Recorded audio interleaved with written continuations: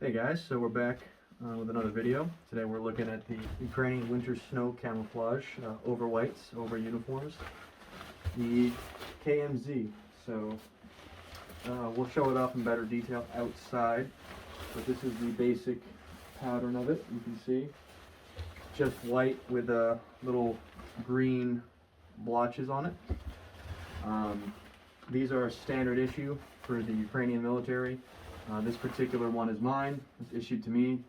I've never really had an opportunity to use it. Anytime that I've been out there, there's never been any snow. The past few winters here have been very not snowy and very muddy and brown. Yeah, I've never really had the chance to use these, but I figured we'd look over them because I think they're kind of cool and interesting. Now, I haven't been able to find a lot of information about these on the internet or even through people that I know. There's just not a lot of information about them. For example, like, when they were accepted into service, how many of them do they make? Is there any, major variations on this uniform? And I just can't find any information about that. So we'll just take it for what it is in a physical sense. The only information that I have off of them is what's on the tag. Yeah, so here's the tag. Basically just tells you what it is. Try and get it nice so you can see it. Get it focused. Yeah. Basically what it says is Kurtka kostiumu maskuvalnyoho zimovого. So it just means jacket for costume, camouflage winter. That's all it is. On here it just says the size, medium, regular. I haven't seen them in any other sizes. I've only ever seen this one size. They're made out of 100% polyester. That's all I can tell you. This particular one was made September 9th, 2022. That's all I got. So the set comes with a complete top with a hood, the pants, and then the helmet cover. So we'll take these outside. We have some snow, not a lot, but I think it's the most we're really going to get this winter. So we'll test it out and see what we think of it. All right, so we're back out here during the daytime with the KMZ suit, the Ukrainian winter coveralls. We'll do a little daytime test. We don't have very much snow.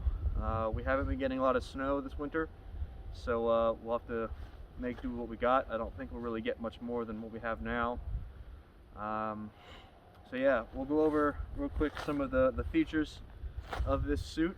Obviously you have the top, the bottom, intended to just go over your uniform, over your plate carrier, that sort of thing. Comes with a helmet cover that just slides over with a drawstring in the back. Elastic cuffs, all that sort of thing. On the top here, you have these pockets you open up to be able to reach your magazines and your plate carrier. You just zip up, and then there's a little button that clips onto to keep it closed even if it's unzipped. It's got, actually you can zip it down the whole way, which is nice. On the bottoms, you've got holes to reach your inside pockets of your uniform. Further down the leg, it's got zippers to open it up, along with a little button. Makes it easier to put them on over your boots so you don't have to take your boots off. It also comes with a hood that fits over your helmet. You can do it with or without that. For now, I'll leave it off. And then a zipper to bring it up nice close to your neck. It's cold. So yeah, I'll jump down into the field. I'll move around a little bit. There's not a lot of snow, so you'll probably be able to see me pretty easily, but we'll have to make do. So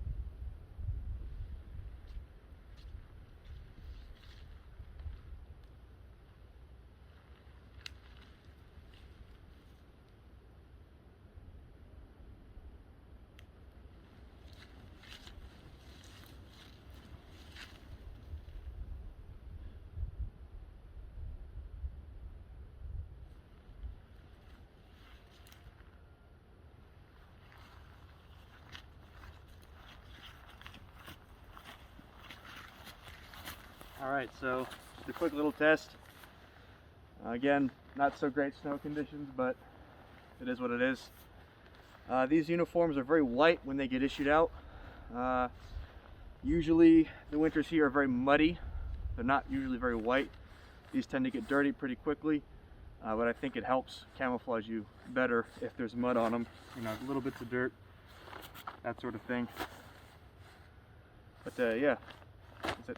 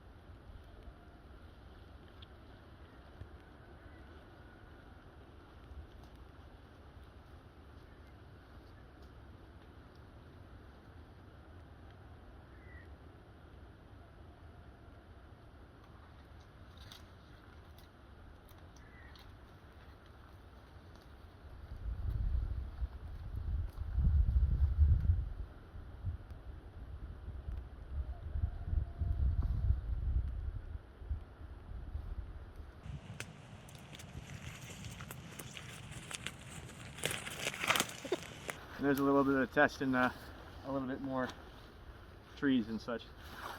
Alright guys, we're outside now at night with some nods. We're going to test out how these look under nods. So what I'll do, right now we've got the conditions out here. It's pretty dark. There's some ambient light from some lights far away. Not really any moonlight. But what I'll do is I'll run down in the field, move around a little bit, lay down and, you know, kneel, see how it looks. We'll test it in the passive mode, and then we'll turn on the IR flood and see if that changes anything. So let's go. I'll jump down in the field.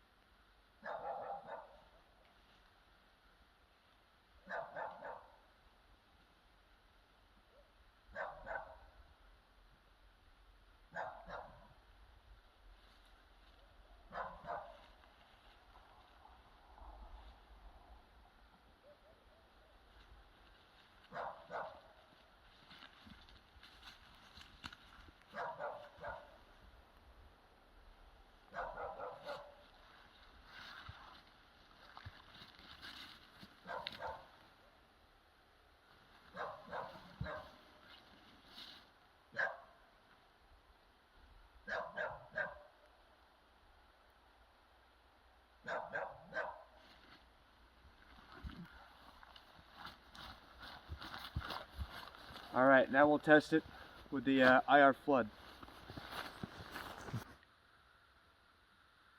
Alright, now the IR flood's on, so we'll do the same thing and see how it looks.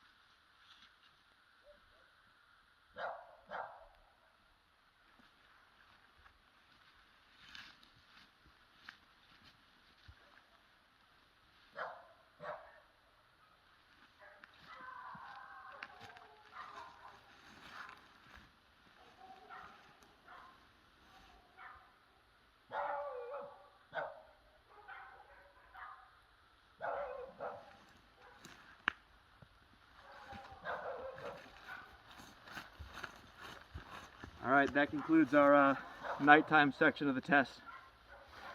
Alright, so we've taken it outside, we've tested it, we've seen what it looks like. I think that, you know, even at a close distance while not moving and like hiding, you know, hiding all your showing skin or anything like that, it seems to work kind of okay, even with not a lot of snow. You know, obviously when you're moving around during the day, you're going to get seen wearing this just from the motion, the movement. At nighttime, again, we didn't have a lot of snow, so it's difficult to really, you know, take it seriously as a test, but it's as good as we got right now. So at night, yeah, you know, at a distance, you really can't see anyone anyways, right? When it's close and you're laying down or, you know, hiding yourself and you're not moving, you know, you can't really see it that well. With an active IR floodlight, it looks like it shines a little bit of a reflective shine. I think that's just because of the material. It's very plasticky, it's polyester, you know, it's very kind of reflective in a way. So I think it shines a bit at night. Unfortunately, I don't have any thermals that we can look at and see, you know, if it changes the thermal signature at all, which I wouldn't imagine that it would. But yeah, that's the test. You've seen it. You know, let me know what you think in the comments. Do you think it's a good pattern? Another thing I noticed is some people online say that this is just a copy of the German older snow pattern. It looks very similar. I think it's a little bit different, but I mean, how many different winter camos can you really have? They're all kind of the same, right? Alright guys, so a little addition to this video. Since I've never used this uniform on the front, there's never been enough snow when I've been out there, but one of my nearest and dearest friends had some experience with these specific uniforms on the front. I'm pretty sure it was winter, like the end of 2023, or sorry, end of 2022, 2023, like going into that time period. And so this is what he writes. He said, a short list of pros and cons. The pros is added camouflage in snowy conditions. Added water resistance, you know, keeps you a little bit more dry. Slight increase in warmth, like heat retention. Looks cool. They do look cool. Potential thermal signature reduction. I had the same theory, but I'm not sure how well it really works. I haven't been able to test it. I don't own personal thermals. The cons. He said, because the front is very rarely free of trees, buildings, destroyed vehicles, rubble, that sort of thing, they discovered that the new overwhites were very, very white when they're brand new. So they would rub them into the dirt, and he said they also would use them as a doormat for a few days, rubbing their boots all over them to make them nice and dirty. He says he always found the top half of the overwhite to be very awkward. He never could decide whether he wanted the plate carrier outside of it or underneath it. He said that he found the zipper mechanism to be a bit finicky and didn't always work exactly how he wanted to. He said the plastic material of the overwhites was very, very loud while walking or moving. I had the same conclusion just wearing them out in the fields. He said it's very hard for you to hear what's happening around you. He said it's especially a pain in the ass when you're on like stag duty or like on infills. Or exfills in the night, make a lot of noise. He says perhaps the one he had was maybe somewhat defective, and he also never got formal training on using these overwhites in winter conditions. He said the only trainings that he got with these sort of things was from friends of his, also in the Legion, that served in their home country's military, like Norway and Finland. So that's what he writes in his experiences actually using these on the front.